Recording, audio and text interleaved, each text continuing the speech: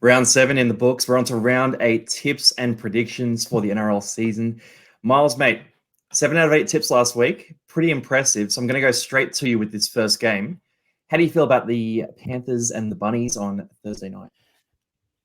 Mate, I think it's going to be a corker. I love these two teams at the moment. I think the Rabbitohs are hot in form. And, I think Penrith had got a little bit of a scare from the Knights this week. Everyone seems to be underestimating the Knights, but Penrith at home, normally a pretty hard team to beat, but they're not on this occasion. I've got it edge on the side of the Bunnies at the moment. Penrith still looking a little dodgy after the weekend, but it'll be close, 1-12. That's a huge call. See, I'm looking at these teams too, and both are missing a very important edge back row. So Liam Martin's gone for the Panthers. Kaloamatangi gone for Souths. We saw Jai Arrow come back in last week. He played in the middle by design, but then had to cover a bit. I think that's a massive loss for them because Jai Arrow is one of the better props in the game. It's been tough watching him on the edge because he is a better prop than he is an edge player. And Kaloamatangi has been one of the form edge back rowers of the game. So I might have gone Souths before that news, but I just think they're really going to struggle. I think Penrith will put on a bit of a show here. It's not going to be a blowout by any means, but I think Penrith win this reasonably comfortably in that sort of 7 to 12 point area. Yeah, definitely. Pretty tough. Yeah. Next game here. Parramatta Eels and the Brisbane Broncos. Where are you seeing this one? Yeah. Mate, I'm just saying difficult. We've got a pair of wins the last 2 weeks. Yeah. Pair of wins the last couple of weeks. Para looking a little bit better. I still want to see more from them. A bit of an 80-minute performance, I think, and you need that as well. I know as a Para fan that it's tough some weeks when your team, doesn't go out and play the way you want them to play, but they're getting the 2 points, and that's what's most important. Broncos, though, are absolutely unstoppable at the moment, aren't they?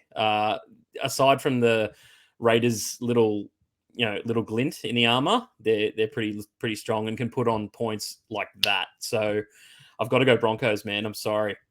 1-12 though. I think Para make it close. Yeah. Okay. See, I agree with you. I think Broncos are rightful favorites in this game. Parramatta have a near full strength forward pack now, which is pretty exciting. I think Madison to the edge is the right move. I think Hopgood starting is the right move. We saw Wiremu Greg as well. He put up about 120 meters in that last game, which is pretty exciting for his development.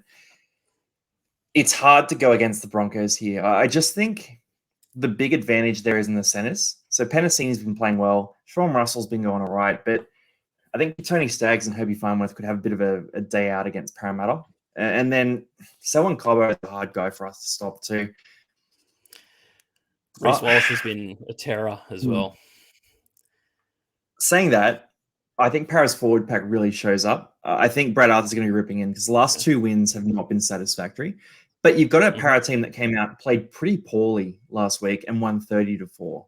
So I think Para really muscle up in the forward pack. I think they haven't been playing with the intent that we want from them so far. And I think this game goes to Golden Point and Mitch Moses nails it. Para and Golden Point is my pick.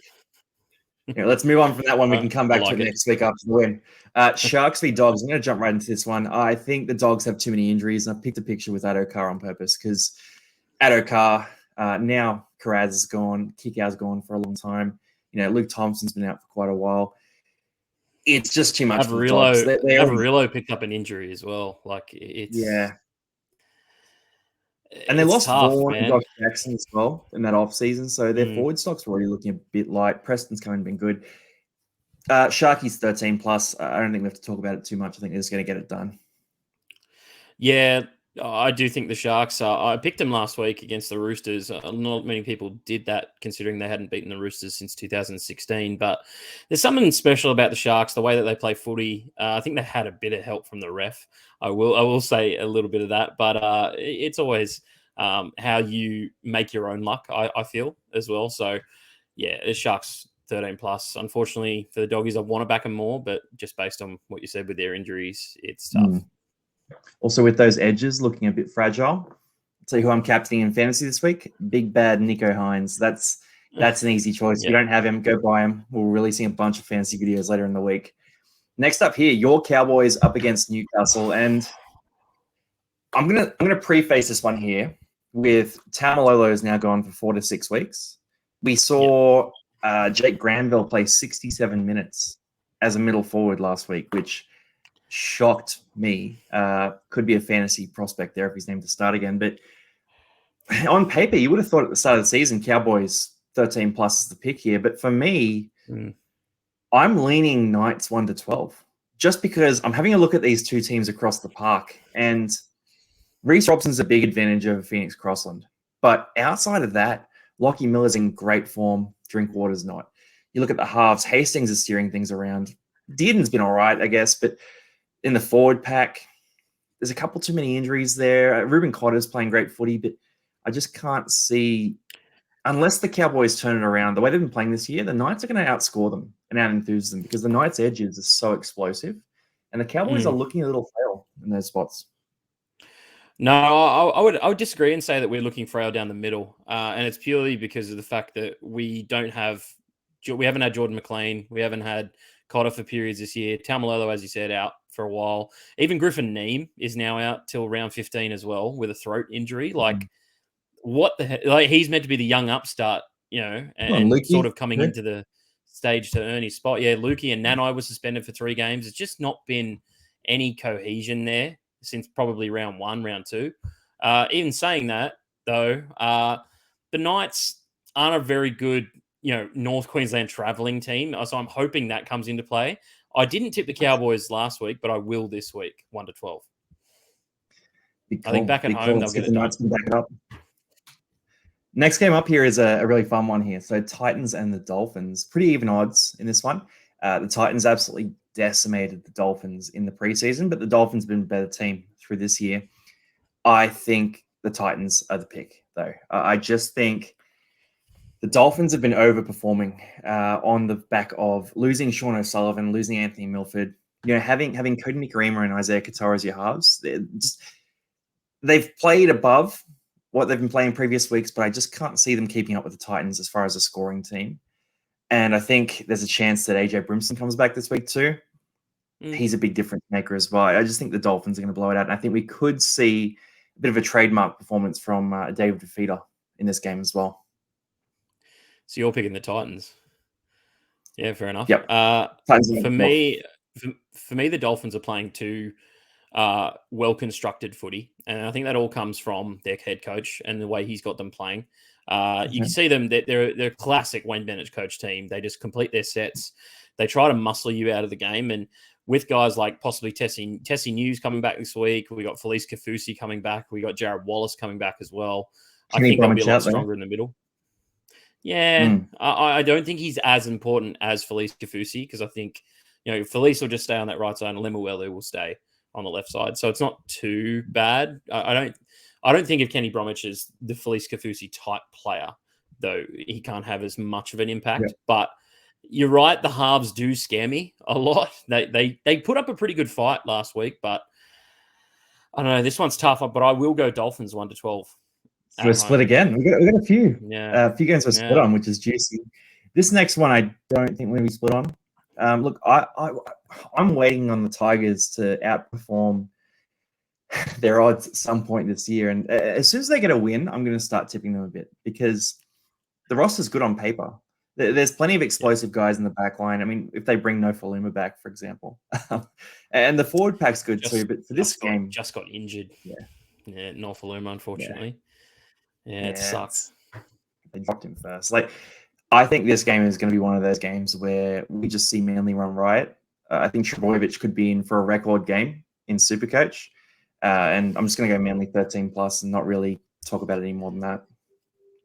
Yeah, last game of the round as well. I think the West Tigers might be sick of playing on Sunday, considering they just kind of get forgotten about at the moment. But like you said, they have to earn the right to be tipped every week almost. And this one's pretty easy with, Manly putting in such an inspired performance last week against Melbourne. You've got to go with Manly just on the way that they're playing. And Schuster might be back this week as well. That also kind of helps them. And like you said, Tom Trebojevic could go off this week, so definite captain choice. Yeah. I think Schuster's targeted for round 9. Cooper Johns was all right last week, but I think KO Weeks is the better player of those two. I think they should give him a run this week. Cooper Johns is undefeated in a Manly jersey at the moment, so maybe they might go with him. Check his stats, though. Check his stats. He's kind of like he's watching the game from the field. Yeah, he's he all bought right. good seats. KOX is the better player in my eyes. But Yeah, look, next game here, we got a nice one. We've got the Dragons and the Roosters. And this game is often closer than people expect it to be. Do you see it being that way this time? Do you see this Dragons team putting up a fight? this game's always close, right? And you can remember games where Matthew Head kicks the goal from the sideline, or Michael Wayman gives it to Ben Cray, and Ben Cray scores pretty much on the buzzer to win the game for the Dragons. There's just been so many memorable games on Anzac Day. I just think the Roosters, after getting battered 2 weeks in a row, come out red hot, and I don't think the Dragons are going to be enough to stop them. So I've actually got to go Roosters, but I assume it'll always be close with these two teams. So I'm going 1-12 Roosters.